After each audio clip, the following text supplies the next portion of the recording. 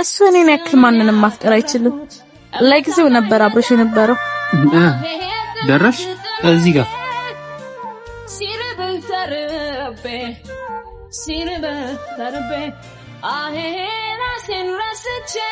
ብቻህን መስለኝ ነበር።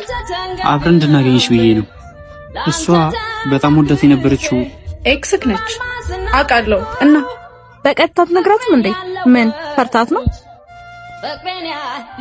ተመልሰን አብረን ሆነ ማለት አልገባኝም። ፍቅረኛ እኮ ነኝ። እሱ እኔን ያክል ማንንም ማፍቀር አይችልም። ለጊዜው ነበር አብሮሽ የነበረው። እሺ በጣም ጥሩ።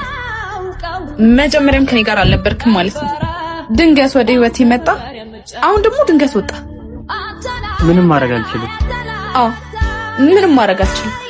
ፈጣሪ ግን አንተን ድረስ ማድረግ ይችላል አምናለሁ።